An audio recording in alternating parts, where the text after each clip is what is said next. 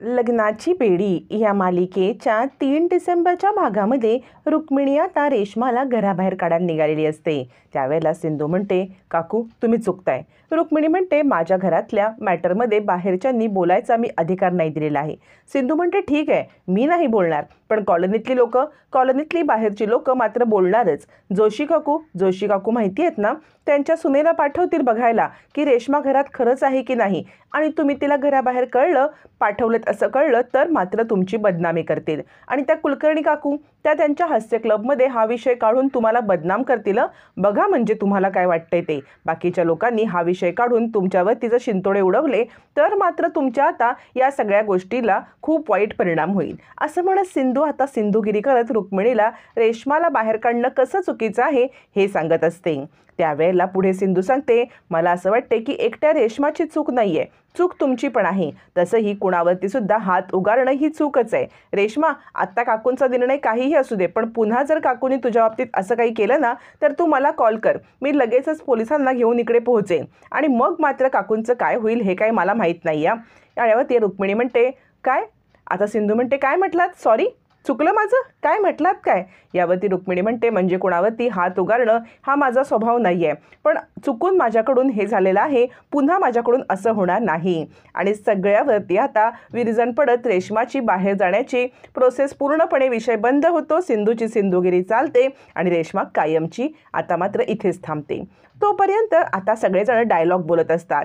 रामायणाची जोराशोरात तयारी चालू असते। रत्नपारखी सगळा परिवार रामायणामधलं कुठलं ना कुठलं पात्र करत असतात, आणि आता त्या मॅडम आलेल्या असतात। त्या मॅडम सगळ्यांकडून डायलॉग बोलून घेत असतात।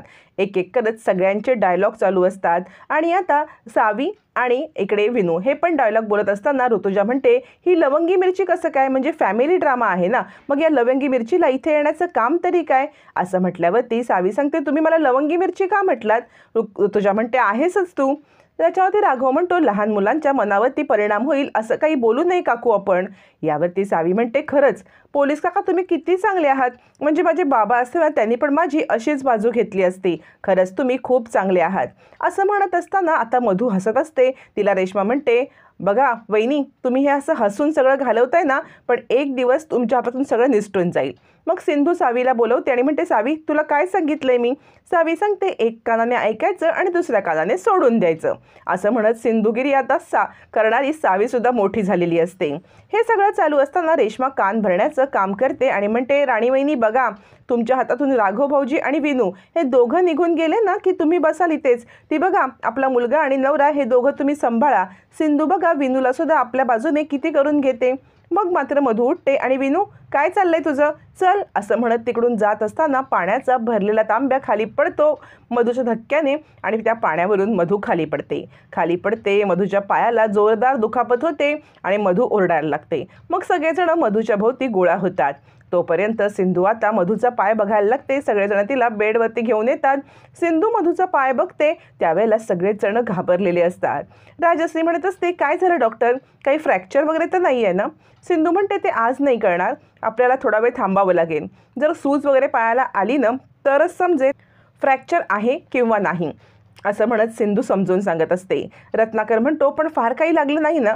सिंधू म्हणते, तसं प्रत्यक्ष बघता फार लागलं नाही आहे, पण हेअरलाईन वगैरे फ्रॅक्चर असेल तर मात्र कळत नाही। ऋतुजा टोमणा मारत म्हणते, पण वहिनी साहेब मला सांगा, पाण्याने भरलेला ग्लास असा तिकडे कोण ठेवेल, म्हणजे आपल्या घरातलं कोण असं ठेवणार नाही? रुक्मिणी म्हणते, हो तर ज्याला कोणाला वाटत असेल ना की सीता आणि राम याचं काम मधू आणि राघवने करू नये, काय डॉक्टर साहेब, असं म्हणत डॉक्टरांवरती म्हणजे सिंधूवरती मुद्दाम आरोप केला जातो। यावरती सिंधू म्हणते, तुम्ही उगाचच माझ्यावरती आरोप करताय। रत्नाकर म्हणतो, वहिनी, ज्या गोष्टीला आपल्याकडे प्रूफ नाहीये ती गोष्ट सिंधूच्या बाबतीत करण्यात योग्य नाहीये।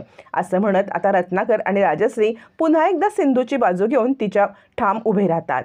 पण प्रश्न मात्र अनुत्तरित राहतो की सीतामाईचा रोल करणार तरी कोण? आता मॅडम सांगत असतात आश्रमातल्या की हे नाटक होणं खूप महत्त्वाचं आहे। राघव म्हणतो, पण बघितलंत ना तुम्ही, मधूची अवस्था बघता ती कोणत्याही नाटकामध्ये परफॉर्म करू शकेल असं मला वाटत नाहीये, त्यामुळे हे नाटक कॅन्सल करण्यामागे पर्यायच नाही। रुक्मिणी म्हणते, हो ना, तुम्हाला समजत कसं नाही, नाटकासाठी फंडिंग जमावं म्हणून आम्ही सगळ्यांनी प्रयत्न केले ना आमच्या मनापासून, पण ऐन वेळेला हा असा प्रकार घडेल कोणाला माहिती होतं का? त्यामुळे नाटक काही होणार नाही हे मात्र नक्की. मॅडम सांगत असतात प्लीज प्लीज काहीतरी करा ना, म्हणजे ही भूमिका दुसरं कुणी केली तर बरं होईल की, असं म्हणत त्या मॅडमसुद्धा हट्टाला पेटतात. कारण प्रश्न असतो आश्रमातील फंडाचा. राघव सांगत असतो तुमचा कन्सर्न आम्हाला समजतोय, पण ऐन वेळेला असं कुणी नाही ना तयार होणार, असं म्हणत राघव आता समजवत असताना रेश्मा म्हणते मी करू का हा रोल. याच्यावरती ऋतुजा म्हणते हो खरंच रेश्मा केलं तर किती छान होईल. याच्यावरती आता इकडे रुक्मिणी म्हणते रेश्मा याच्यामध्ये ना डायलॉग पाठ करायला लागतात, सहजासहजी काहीच होत नाही आहे. आणि त्यावेळेला ऋषभ म्हणतो हो, आणि आत्ता कुठे मी माझे डायलॉग पाठ केलेत, प्रभू श्रीरामांचे डायलॉग पाठ करणं मला जमणार नाही आहे. ऋतुराज म्हणतो हो तेच तर. यावरती ऋतुजा म्हणते ते विंगेतून डायलॉग सांगतात ते. त्यावरती ऋषभ म्हणतो अगं ते डायलॉग फक्त 2 शब्द सांगतात, त्या 2 शब्दानंतर पुढचा डायलॉग तर आपल्याला आठवला पाहिजे की नाही, पण मला हे जमणार नाही कारण आत्ता जो कॅरेक्टर मी घेतलंय तेच मला नीट जमू दे बस, असं म्हणत इकडे ऋतुजा रेश्मा या दोघींचं म्हणणं खोडून काढत ऋषभ नकार देतो. त्यावरती आता आश्रमातील बाई म्हणतात प्लीज काहीतरी करा ना, म्हणजे या सगळ्यामध्ये आश्रमाचं खूप मोठं नुकसान होणार आहे, तुम्ही काहीतरी विचार करा. यावरती आता काय करायचं. राघव म्हणतो तुमचा कन्सर्न आम्हाला समजतोय, पण मला नाही वाटत की आम्ही तुमची काही मदत करू शकू. इकडे आता विनू आणि सावीला नाटक काहीही करून करायचं असतं. सावी सांगत असते विनू आता काय करायचं, नाटक तर आपल्या दोघांना करायचंच आहे. विनू म्हणतो माझ्याकडे एक आयडिया आहे, असं म्हणत विनू सावीला घेऊन आता मात्र सिंधूच्या खोलीत जातो. इकडे मॅडम सांगत असतात प्लीज, म्हणजे आम्हाला या नाटकापासून खूप अपेक्षा आहेत, कारण आश्रमातील मुलांचं भवितव्य या नाटकामुळे घडणार आहे, खूप सारी त्यांना मदत होणार आहे, आणि तुमच्यासारख्या माणसांनी नाटकात काम करणार म्हणजे बघायला सगळी सिटी येणार ना की रत्नपारखी नाटक करतायत, पण हा असा योग पुन्हा जुळून कसा बरं येईल, असं म्हणत मॅडम रिक्वेस्ट करत असतात. काय करावं कळत नसतं. रुक्मिणी हतबल झालेली असते, कारण मधू पडल्यामुळे नाटक करणार तरी कोण. तोपर्यंत इकडे आता दोन्ही मुलं सिंधूला ओढत बाहेर आणतात. सिंधू म्हणते काय चाललंय तुमचं. यावरती दोन्ही मुलं काही ऐकायला तयार नसतात आणि ती बाहेर घेऊन येतात आणि म्हणतात हे काय, तुम्हाला एक गोष्ट सांगू का मॅडम, माझ्या आईचे सगळे डायलॉग पाठ आहेत असं सावी सांगते. विनू सांगतो हो, कारण त्या आमचं जेव्हा प्रॅक्टिस घेतात ना तेव्हा कोणताही डायलॉग चुकला ना तरी त्या स्वतः तो डायलॉग बोलून दाखवतात, म्हणजे त्यांना स्क्रिप्ट बघायची गरज लागत नाही, सगळे डायलॉग त्यांचे तोंडपाठ असतात. प्लीज तुम्ही ना, मला असं वाटतंय की डॉक्टर काकूंनाच या सगळ्यामध्ये सीतेचा रोल द्या, असं म्हणत विनू आणि सावी दोघंजणं सीतेच्या रोलसाठी आता सिंधूला रेकमेंड करतात. मॅडम म्हणतात खरंच की हे तर मस्तच आहे, मला ही आयडिया सुचलीच नाही. सिंधू मॅडम प्लीज, आणि तसंही तुम्ही आश्रमातील शिक्षिका आहात, आश्रमातील मुलांच्या भवितव्याचा तुम्हाला पण विचार आहे, प्लीज प्लीज तुम्ही हे करू शकता ना.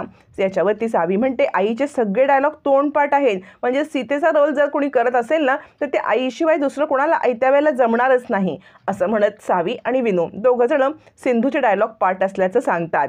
त्यावरती आता मात्र राघव पाहतच बसतो. सिंधू म्हणते ठीक आहे माझे डायलॉग पाठ आहेत, पण हा रोल मी करू शकत नाही, माझे काही पर्सनल रिझन आहेत.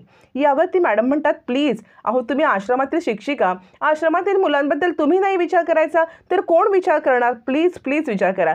सिंधू सांगते नाही माझे काही पर्सनल प्रॉब्लेम आहेत, मला खरंच नाही जमणार हा रोल करायला, असं म्हणत सिंधू नकार देत असते. त्यावरती सावी सांगते आई ऐक ना, म्हणजे तू असं नको ना म्हणूस, तू नकार नको ना देऊस, मला तुझ्यासोबत नाटकात काम करायचं आहे आणि हे नाटकसुद्धा करायचं आहे. विनू म्हणतो डॉक्टर काकू हो, आम्हाला दोघांनाही हे नाटक प्रामाणिकपणे करायचं आहे, प्लीज आमच्यासाठी तरी तुम्ही या नाटकामध्ये काम करा ना, प्लीज प्लीज प्लीज, असं म्हणत विनू आता सिंधूला रिक्वेस्ट करत असतो. त्यावेळेला एकदाच रुक्मिणी ओरडते अजिबात नाही. रुक्मिणीचा आवाज ऐकून सगळेच दचकतात. रुक्मिणी म्हणते काही गरज नाही आहे, डॉक्टरबाई सीतेचा रोल करणार नाहीत म्हणजे नाहीत, असं म्हणत रुक्मिणी ठाम नकार देते.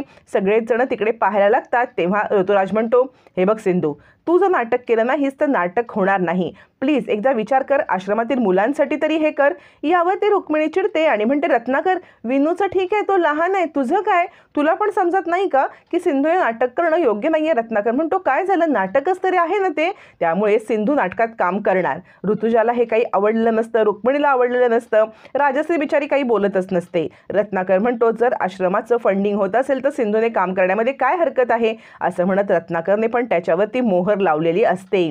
आता कुणाकडे काहीही उपाय नसतो.